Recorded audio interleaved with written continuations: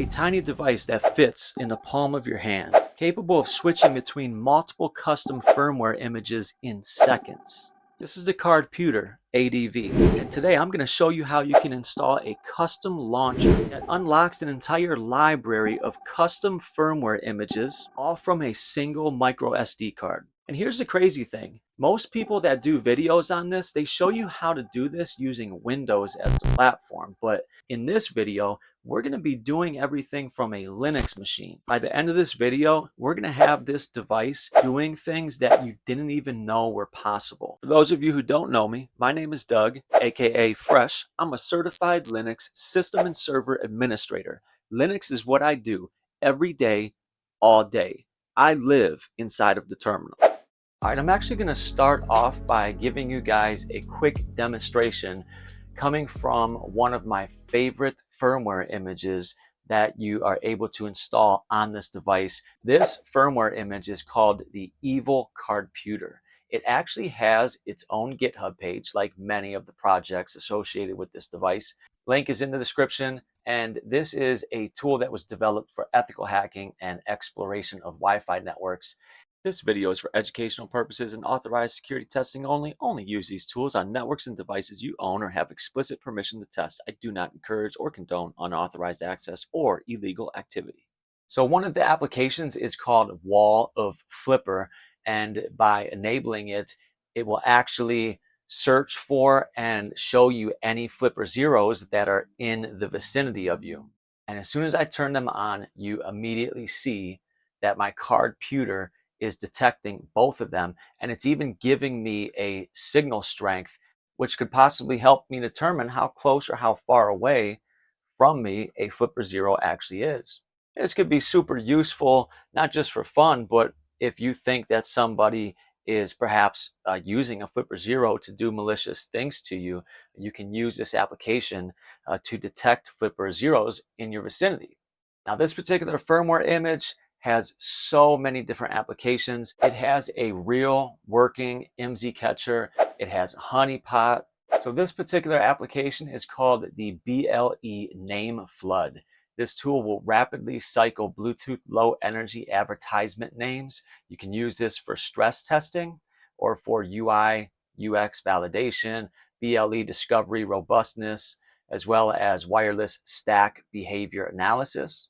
The display on the Cardputer while this is happening is just absolutely amazing. It's beautiful. It is showing you every little detail of what is transpiring in real time. However, I think the coolest application that I have discovered thus far is the Wi-Fi Dead Drop. Your Cardputer actually creates a temporary Wi-Fi access point that exposes a captive portal where anyone nearby can upload files, download deposits, or just leave notes without authentication or prior setup. All right, guys, check this out. I am giving some free stuff away. If you are interested in winning, all you have to do is comment on this video. I'm going to use a random YouTube comment picker to choose the winner, and I'm going to do it today. So I'm going to plug it in to the computer. And once I do that, I should be able to run ls USB. I should be able to see that my Linux machine is in fact seeing the device. So I'm going to run ls USB. I'm actually going to pipe that into grep. I'm going to grep for expressive because I know that that's the name associated with the device. And there we go. So we see that it does pop up. So that is your first indication that your Linux system is properly detecting it. If it's not detecting it, then you have a problem. I would check your connection. I would check your cable. All right, next, you're going to definitely want to make sure that you have your permissions correct and that you are a part of the proper groups in order to be able to see and communicate with this device in the way that is necessary. So if you run the ID command, it's going to show you a bunch of IDs and groups that your user is a part of. And you're going to want to make sure that you're a part of 3 different groups.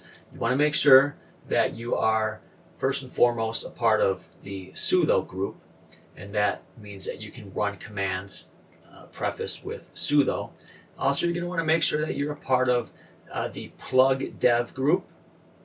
And finally, make sure that you are part of the Dialout group. So let's say that you are not a part of one of those groups. It's actually very simple to add yourself to one of these groups. You run the command sudo user mod with a dash lowercase a, and then we're going to do a dash capital G, and then you're going to specify the group that you are trying to add the user to. So let's say that you need to add the user to the Plugdev group. We're going to type Plugdev, and then finally I'm doing a $sign followed by user in all caps, and that is essentially going to add the current user to the Plugdev group. Likewise, if you need to be added to the Dialout group, same exact concept. We're just going to substitute Plugdev for Dialout. Now, if you did have to run either of those commands, then you're going to want to log out of your system and log back in order for that to actually take effect. I'm over on the GitHub page for B. Morcelli. This is the firmware launcher for ESP32 boards like the M5 stack, the LilyGo, the Marauder, and CYD devices. There is something called the launcher flasher.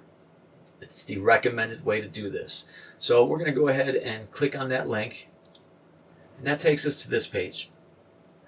So this is the launcher. This is incredibly important to how this whole process functions.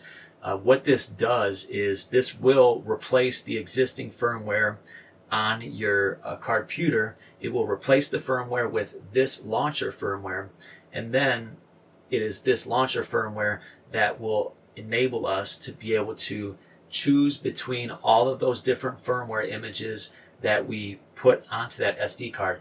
This firmware will actually launch any of those other firmware images that you choose from, thus being called the launcher firmware, right? Makes sense, right? All right, so we're going to click on Open Web Flasher. Next, we need to choose a release channel. That brings us down to vendor. We need to choose a vendor. The vendor is going to be M5 stack. And now for the device, I'm using a Cardputer ADV, so I'm going to choose that. And finally, we are brought to this section, and we can attempt to actually flash the board with the launcher firmware. All right, so I'm going to click on Install. I get this pop-up. So I'm looking for the serial port that is associated with the device. And we're running into an issue because the Firefox web browser is not allowing you to see any serial port associated with this device, let alone actually be able to click it. This is a big problem. Now, I spent hours trying to get my Ubuntu machine to detect this device as a serial device. I changed permissions, I tried different browsers, different cables, nothing worked. Then eventually I figured out what the problem was. So by default, Ubuntu uses snap packages. In fact, if I run lsblk, the default web browsers, both Firefox and Chromium, they are installed on Ubuntu through snap. They are snap packages. So you can see that we have snap Firefox and we have snap Chromium. That is what the issue is. All right, so the solution is going to be to download and install a browser outside of the snap package repository. I found the easiest solution to be to just download and install Google Chrome. So we're going to search for Google Chrome, and we're going to click on Download Chrome. You're going to be brought to a page where you have to choose an option. I'm going to choose 64bit.deb for Debian Ubuntu, and accept and install. Now back in the terminal, that's going to be in my downloads directory, and that is going to be called Google Chrome stable etc. and so forth. It's going to end in .deb. So once you locate that package, to actually install it on your system, you're going to run the command sudo apt install followed by a // and we're going to specify that Google Chrome package ending in .deb. I already have it installed.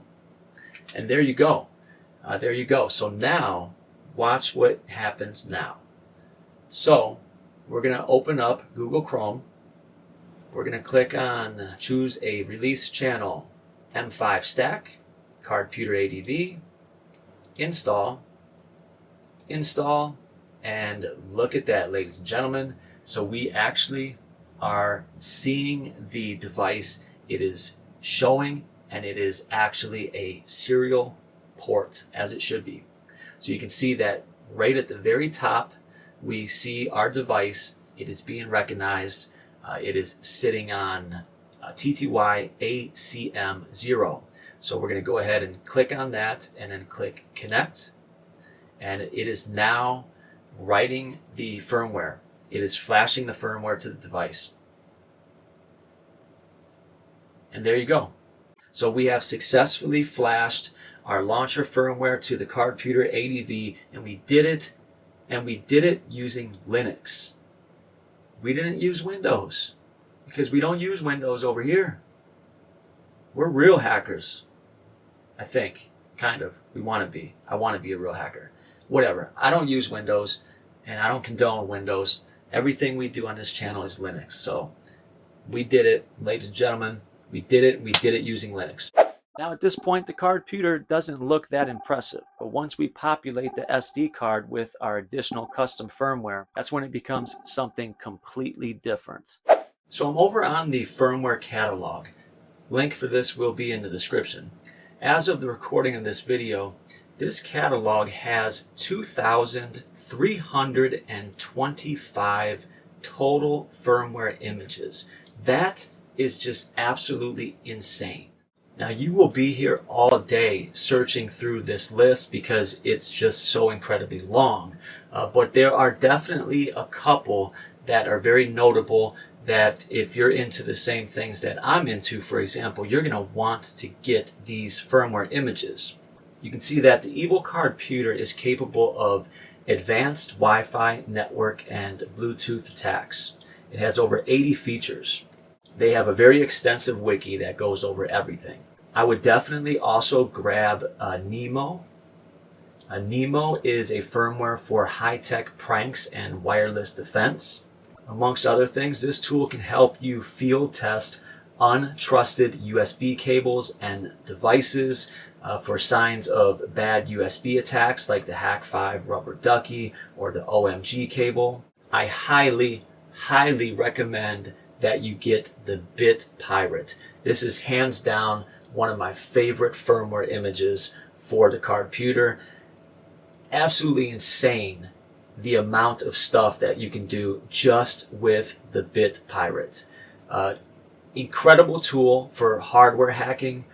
The Wi-Fi CSI radar is another cool one. This allows you to turn your Cardputer into a powerful Wi-Fi CSI radar detector. You can detect motion, you can map rooms, you can track the presence of people through walls using invisible radio waves. And you have a card skimmer detector.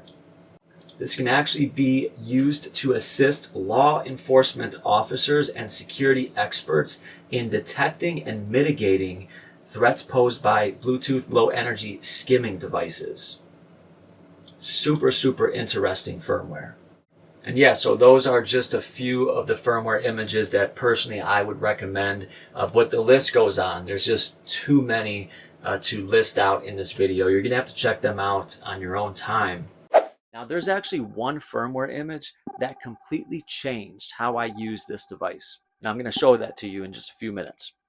But first, I am going to start with the EvilCardputer, which is hands down one of my favorite firmware images out of this entire list. Next, I'm going to do Nemo, Bit Pirate, Wi-Fi CSI radar, Ghost ESP, card skimmer detector, I'm going to grab the ESP32 Marauder firmware by Just Call Me Coco. And finally, I think I'm going to grab this Ghost BLE firmware image. So it allows you to detect meta glasses, drones, flipper zeros, Teslas. Yeah, it seems like it has some interesting features. And with that, I think I'm going to end this list because I have close to a dozen firmware images now. All right, if you need to reformat your microSD card and you don't know what commands you need to run inside of a Linux terminal, I got you covered. Check the description for this video. All right, so you can now insert your microSD card into the slot in the back of the Cardputer ADV, slide the switch from the off position to on, navigate to SD, and you can now choose to boot into whatever image you desire. I've booted into the EvilCardputer firmware image, and I'm showing you something called the Wi-Fi channel visualizer. This allows you to check access point distribution across 14 different channels, and it prints the results to the screen in a graph that updates dynamically. All right, now this is probably my favorite firmware image of all. This thing is absolutely crazy. I feel like I'm just scratching the surface with exploring all of the capabilities just with this one firmware image. If you're into hardware hacking or reverse engineering, you have to try this image out. This is called the Bit Pirate. As with all of the other extensive firmware images, it does have its own GitHub repository. Link will be in the description for that.